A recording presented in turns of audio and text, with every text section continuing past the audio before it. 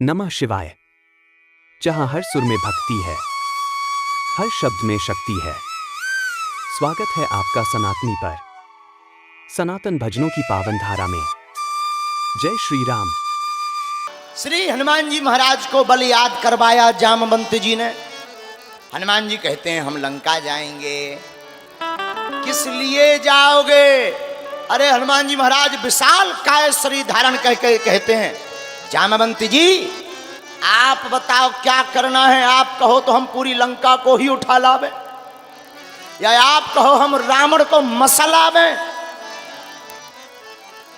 जामवंत जी बोले ये खतरनाक है, इनको बताएंगे थोड़ा, ये करके आएंगे बड़ा। इसलिए जामवंत जी बोले सुनो भैया ज्यादा कुछ नहीं करना है। बोले फिर?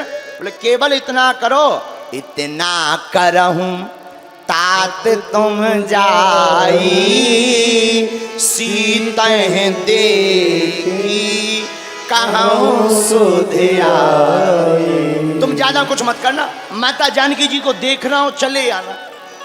जामवंत जी ने इतना क्यों बताया? बोले जामवंत जी को पता है कि इतना बताएंगे फिर भी ये आग लगा के ही आएंगे, क्योंकि हनुमान जी ऐसे हैं जो सब कुछ थोक ही में करते। बाकी देवता फुटकर काम करते हैं, हमारे बजरंगबली थोक में करते हैं। उनसे किसी ने कहा जाओ संजीवनी बूटी ले आओ, वे सीधा पहाड़ उठा ले आए। राम जी बोले एक काम करो, वैद्य की जरूरत है, सुसैन वैद्य ले आओ। धन्य है वीर बजरंगबली, पूरी डिस्पेंसरी उठा ले आए। किसी ने कहा कि तुम पूरा मकान क्यों उठा ले आए? बोले क्या ठिकाना, कल के दिन कह दे कि आला तो घर ही में भूल गए। हनुमान जी बोले इसलिए कौन फुटकर का काम करे, फिर ले जाओ फिर आला ले आओ, इतने में रावण हमला कर दे। हनुमान जी अद्भुत देवता हैं। हनुमान जी बोले सीधा मकान ही ले चलो, जब निकलेगा तो कह देंगे डिस्पेंसरी भी यही है और तुम भी यही हो। बोलो सीताराम। तो जामवंत जी ने कहा महाराज लंका तो जा रहे, ज्यादा कुछ नहीं करना। हनुमान जी बोले क्या? बोले केवल खबर देख देख आओ हैं कहाँ। हनुमान जी बोले बस। जामवंत जी बोले बस इतने में ही काम चलेगा। हनुमान जी बोले ठीक है, आपके वचन बहुत अच्छे हैं। हनुमान जी बढ़े आगे। सिंधु तीर एक भूधर सुंदर कौतिक कुंदी चढ़ो ताऊ पर। हनुमान जी विशाल काय वृक्ष के ऊपर जाकर के बैठ गए। विशाल काय भूधर पर्वत के ऊपर जाकर बैठ गए। अच्छा रामायण में हनुमान जी ज्यादातर ऊपर ही बैठे, और लंका को जितनी बार भी निहारा हनुमान जी ने ऊपर से ही निहारा। बोले क्यों? बोले सुनो, लंका है वासना की नगरी, लंका भोग की नगरी है, क्योंकि वहां भोग का राजा रावण रहता है। ऐसी लंका जो चमकती दमकती है उसको दूर ही से देखना चाहिए, और ऊपर से देख लेना चाहिए कि गहराई क्या है। इसलिए हनुमान जी ऊपर चढ़े। सिंधु तीर एक भूधर सुंदर कौतिक कुंदी चढ़ो ताऊ पर। हनुमान जी धन्य है वीर बजरंगबली, ऊपर चढ़े। यही दृष्टि होती है संत की। हनुमान जी ऊपर चढ़े। हनुमान जी की दृष्टि क्या है? हनुमान जी की दृष्टि राममय है, और जो राम की दृष्टि से काम के लिए आगे बढ़ता है वो लंका में भी राम के नाम का डंका बजा करके आता है। बोलो सीताराम। तो हनुमान जी लंका में भी राम के नाम का डंका बजा कर आए। देखो एक बात बोले, आप लोग तो समझदार हो, पढ़े लिखे हो, चमकदार चीजों पर ज्यादा भरोसा नहीं करना चाहिए। जरूरी नहीं है कि जो चमक रही हो वो असली हो। कई बार नकली प्रोडक्ट की पैकिंग भी चमकदार से ज्यादा बढ़िया की जाती है। बोलो सीताराम। तो हनुमान जी लंका को देख तो रहे कि बड़ी चमचमा रही, और लंका है भी सोने की, लेकिन खोज संत की ऐसी होनी चाहिए, उस सोने की लंका में, चमचमाती लंका में भी हनुमान जी खोज किसको रहे? माता जानकी जी को खोज रहे। यही संत की नजर है कि यही संसार की चमक धमक में हम लोगों की खोज भी भक्ति की होनी चाहिए। है? हम लोगों को खोजना क्या चाहिए? भक्ति। लेकिन हम लोग खोजते क्या है? रुपया। महाराज और तो सब ठीक है, जेब ढीली रहती है, ठटरी के बरे। है? जेब तो हमेशा ढीली रहनी है। संसार में तुम्हारे खोजने योग्य कोई बात है तो भैया सबसे बड़ा राम का नाम है। आप भक्ति को खोज लो, सब अपने आप प्राप्त हो जाएगा। एक बात। दूसरी बात, पर्वत पर चढ़ने का दूसरा अर्थ यह भी है कि जब भी राम काज करने आओ तो दूर की दृष्टि रखना चाहिए। दूर है दृष्टि जब तक आपकी नहीं होगी तब तक आप राम का काज नहीं कर पाएंगे। राक्षस आपके जीवन में व्यवधान बनाते रहेंगे, लेकिन अगर दूर की दृष्टि आपकी रहेगी तो राम काज में कैसे भी राक्षस हो, उन राक्षसों के बीच से भी अपना राम काज करके काम काज वालों के बीच से आप निकल के बाहर चले आएंगे। इसलिए हनुमान जी पर्वत पर चढ़े। पर्वत पर जैसे ही चढ़े, अब हनुमान जी चले कैसे?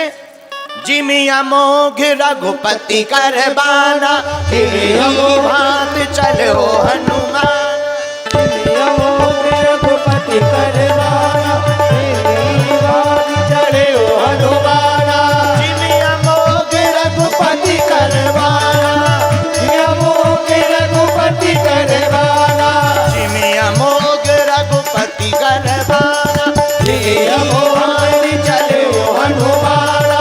जिमिया मोघ रघुपति करबाना, मेरी भात चले ओ हनुमाना। यही भात चलो हनुमाना। मेरी भात चले ओ हनुमाना। आहा, श्री हनुमान जी महाराज बाण की भांति लंका गए। देखो बाण, बाण की भांति गोस्वामी जी क्यों लिख रहे हैं? बाण अपने मन से नहीं चलता है। बाण को जो कोई खींचता है तब बाण चलता है। उसी प्रकार हनुमान जी चल रहे हैं। हनुमान जी बोले हम नहीं चल रहे। बोले फिर? बोले कोई हमको खींचकर चला रहा। बोले चला कौन रहा? बोले रघुनाथ जी हमको चला रहे, इसलिए हम बाण की भांति चल रहे हैं। इसलिए गोस्वामी जी ने कहा जिमिया मोघ रघुपति करबाना, एही भांति चलो हनुमान। आए ही भांति चलो हनुमान। हनुमान जी और आगे बढ़े। हनुमान जी को आगे व्यवधान बहुत मिले। सुनिए, अच्छा काम करोगे व्यवधान बहुत मिलेंगे, लेकिन व्यवधान में व्यक्ति फंसता कब है? जब व्यवधान का सामना करता है और व्यवधान पर भरोसा करता है तो फंसता है। हमारे गुरुजी कहते थे, पूज्यपाद श्री दादा गुरुजी, तो सुनो बेटा, राम का काज करें तो लोग क्या बोल रहे इसमें मत पढ़ो, शास्त्र क्या कह रहे इसमें पढ़ना चाहिए। तो आप बाहर निकल आओ। जैसे मतवाला हाथी गांव में जाता है, मतवाला हाथी जाता है तो छोटे छोटे बच्चे भी पीछे पीछे लग जाते हैं। हाथी आ गया, हाथी आ गया, हाथी आ गया, ताली बजाते हैं, हाथ जोड़ते हैं। कोई केला खिलाता, कोई गुड़ खिलाता, कोई पूरी खिलाता, कोई रसगुल्ला। और बिहारी वाले आदमी जो बिहारी होते हैं वे सीधो कलींद्रो हैं, अपने अपने भाव से सब खिलाते हैं। लेकिन उस हाथी के सामने छोटे छोटे बच्चे हाथ जोड़े खड़े, गणेश भगवान की जय हो, गणेश जी की जय हो, गजानन महाराज की जय हो। लेकिन गांव भर के कुत्ता भी पीछे लग जा। जितने लोग हाथ जोड़ने वाले खड़े रहते, जितने गांव के कुत्ता अगल बगल के वे भी पीछे लग जाते, तो वो भौंकने लगते। अब हाथी की कला है, हाथी अगर कुत्तों की भौंकने की आवाज सुनकर उनके पीछे जाएगा तो लोग पूजना बंद कर देंगे, हाथी को पागल घोषित कर देंगे। लेकिन अगर हाथी आगे बढ़ता चला जाएगा तो वही गणेश बन करके जगह जगह पूजता रहेगा। है? बोलो सीताराम, जोर से बोलो। इस कथा का आशय है कि आपके राम के काज में कोई भी व्यवधान पड़े तो घबराना नहीं है, मुस्कुराना है और हाथ जोड़ करके आगे बढ़ते चले जाना है। एक दिन ऐसा आएगा कि भौंकने वाले भी जय जय सीताराम कहेंगे। धन्य है हनुमान जी। हनुमान जी लंका जा रहे तो हनुमान जी के जीवन में भी व्यवधान आ रहे, एक दो नहीं। सुरसा नाम अहिं के माता, सुरसा नाम अहिं के माता, सुरसा नाम अहिं के माता, सुरसा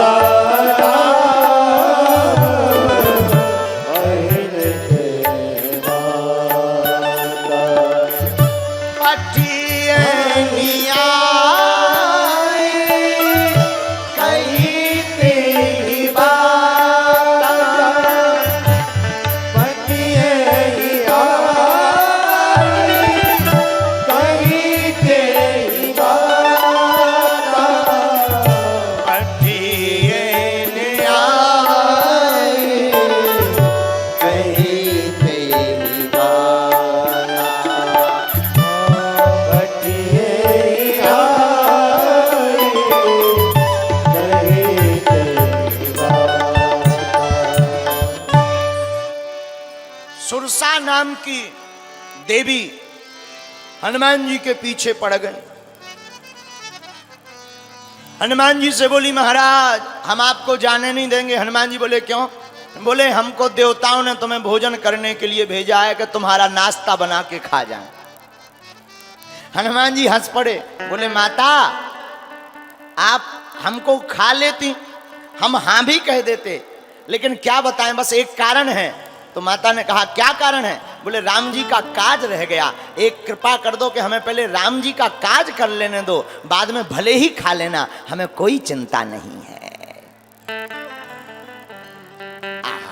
देखो मानो हनुमान जी कहना चाहते हो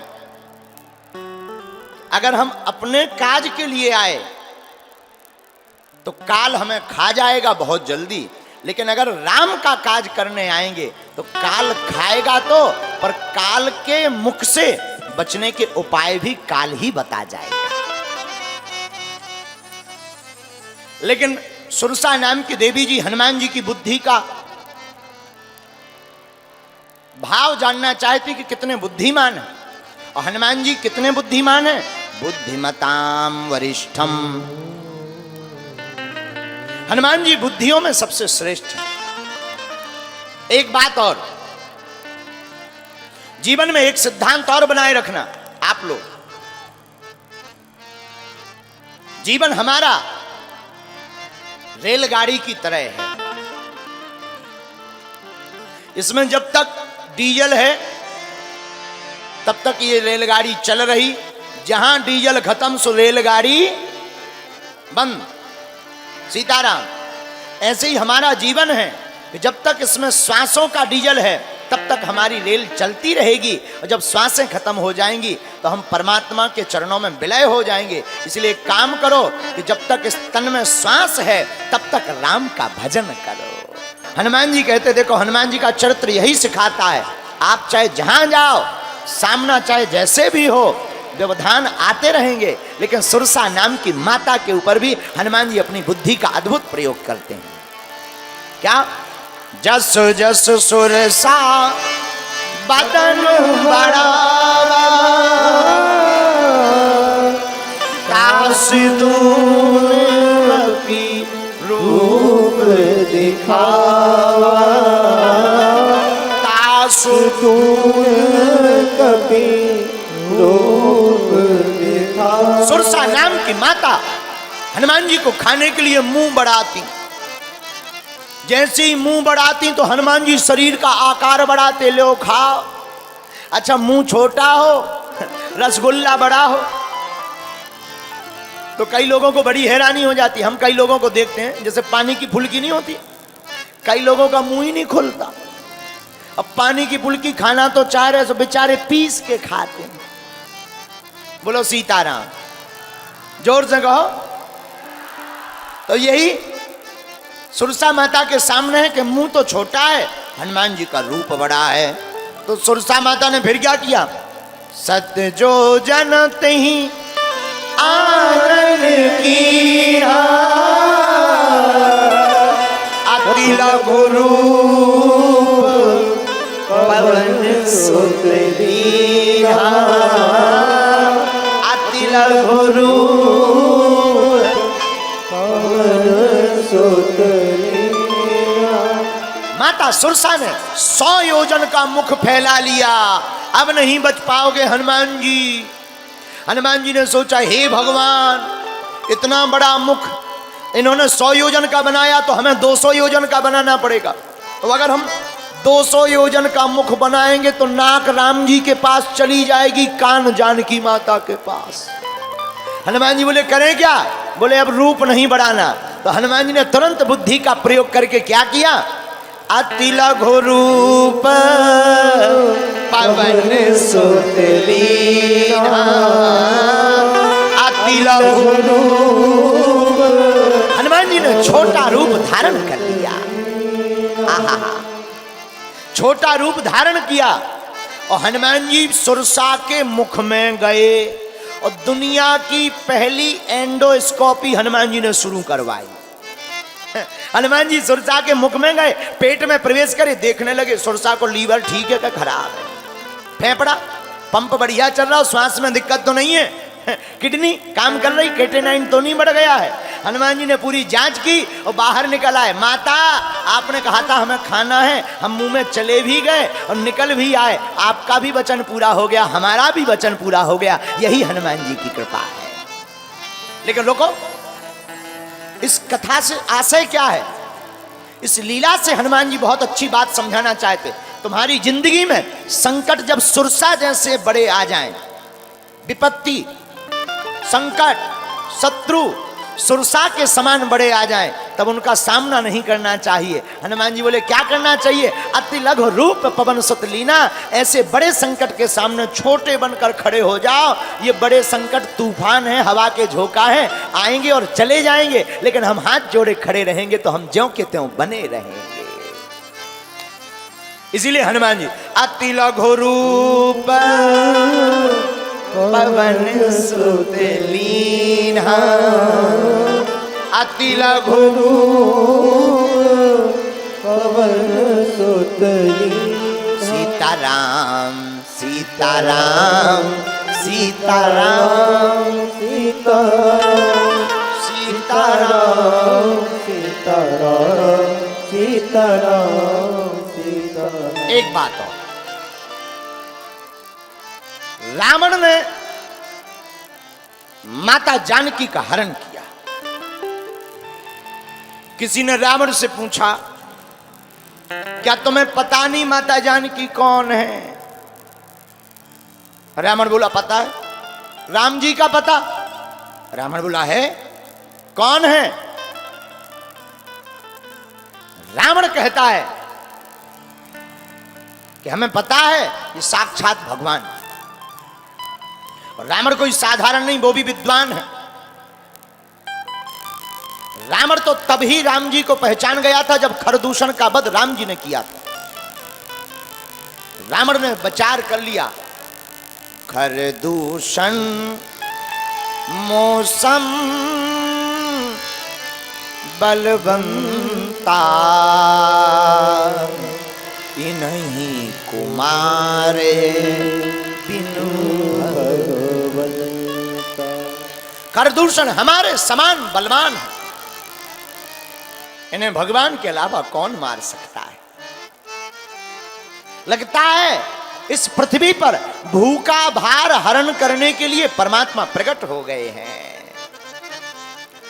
रावण ने सोचा कि हमें भी अपना उद्धार करवाना है, क्या करें? राम जी हमारी लंका कैसे आएंगे? तो किसी ने कहा कि भाई जाकर आमंत्रण दे आओ, राम जी स्वीकार कर लेंगे, आ जाएंगे। रावण बोला हम लोग पापी लोग हैं, तामसी लोग हैं, हम लोगों को भक्ति नहीं आती है, तामस्तन कछु साधन नहीं। तो रावण बोला हम बुलाना चाहते हैं। बोले क्यों? उद्धार करवाना चाहते हैं अपना। तो किसी ने कहा कि तुम अगर उद्धार ही करवाना चाहते हो तो राम जी को क्यों बुला रहे, वहीं चले जाओ सामने, कुछ नाटक करो, राम जी बाण मारेंगे, मर जाओगे, उद्धार हो जाएगा। रावण बोला नहीं, हमारा तो उद्धार हो जाएगा, लेकिन हमारे परिवार का क्या होगा? रावण कहते हैं कि हमें अपने साथ अपने परिवार का भी उद्धार करवाना है। तो क्या उपाय है? रावण विद्वान है। रावण ने सोचा भगवान तभी आएंगे जब भक्ति यहां पर आएगी। तो रावण ने सबसे पहले भक्ति रूपी माता जानकी का हरण किया और अपनी लंका में बैठा लिया। और जहां भक्ति होती फिर भक्त को नहीं भगना पड़ता, भगवान दौड़े दौड़े उस नगर में चले आते हैं। जहां भक्ति होती वहां भगवान दौड़े चले आते हैं। बोलो सीताराम, बोलो वृंदावन बिहारी लाल की जय हो। धन्य है रावण। रावण ने भक्ति को पकड़ा, भक्ति के पकड़ने से भगवान मिल गए। और हम लोगों को तो भगवान ही बचा है। हम लोगों की बुद्धि उल्टी चलती है। हम लोग भगवान की पूजा भी करते हैं तो लालच बस। 100 ग्राम दूध चढ़ाएंगे, 1 करोड़ का खर्रा हनुमान जी को पकड़ा देंगे। कई लोग शंकर जी पे दूध चढ़ाते हैं, ओम नमः शिवाय, ओम नमः शिवाय, ओम नमः शिवाय, ओम नमः शिवाय। हे शंकर जी हमारी बिटिया को ब्याह हो जाए, ओम नमः शिवाय, ओम नमः शिवाय, ओम नमः शिवाय। दुकान लिप जाए, मकान बन जाए, गाड़ी लिप जाए। बताओ, तुमने 6 रुपया का दूध नहीं चढ़ाया और 1.5 करोड़ का पर्चा पकड़ा दिया। बताओ भगवान पागल है क्या? है? कई लोग ऐसे भी होते हैं। लेकिन कुछ लोग जाही विधि राखे राम ताही विधि रही। हाँ, हमसे एक संत कह रहे थे महाराज जी मंदिर में क्या मांगना चाहिए? हमने कहा मंदिर में मांगना कुछ नहीं चाहिए, देने वाले को ही मांग लेना चाहिए। है? क्या मांगना चाहिए? मंदिर में मांगने योग्य कुछ है भी नहीं। क्या मांगना चाहिए? देने वाले को मांग लो, राम जी को अपना बना लो, हनुमान जी को अपना बना लो, तो सब कुछ अपना ही हो जाएगा। इसलिए जाही विधि राखे सीताराम सीताराम सीताराम। हनुमान जी आगे बढ़े। लंका भी आज सुंदर लग रही। हनुमान जी ने लंका को देखा, गिरी पर चढ़ी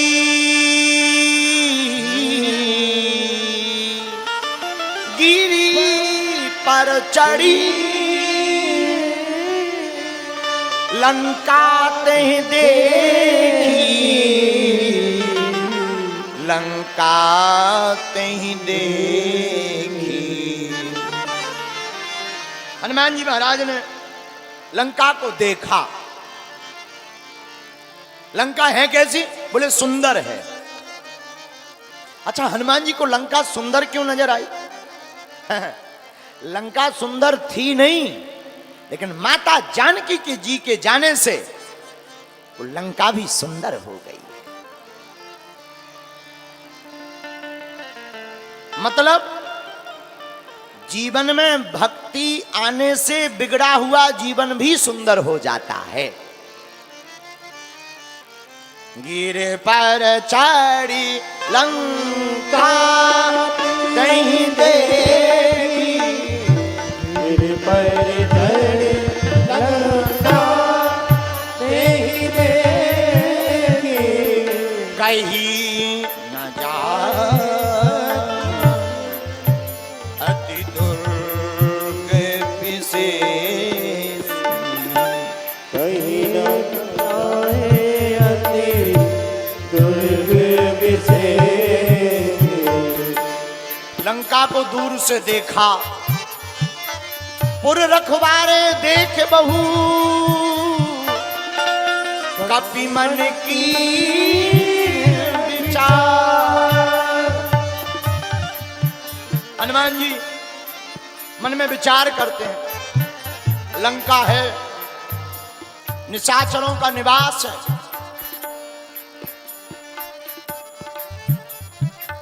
लेकिन अब जाएं कैसे लंका में? तो लंका में जाने के लिए हनुमान जी की युक्ति बहुत अच्छी, और हम लोगों को सीखना चाहिए कि संसार सागर में जब भी कभी वासना की या भोग की नगरी को देखो तो क्या करना चाहिए, जरा सुनो। बोलो सीताराम। मसको समान रूप कपिधरी, मसक समान रूप कपिधरी, लंका चले सुमर नर हरि, लंका चले सुमर नर हरि। हनुमान जी ने विचार किया लंका जाएंगे तो मसक समान। अच्छा, मसक माने होता है मच्छर। मच्छर नहीं हनुमान जी बने, मच्छर जैसे बने। कई लोग कह देते कि हनुमान जी मच्छर बने।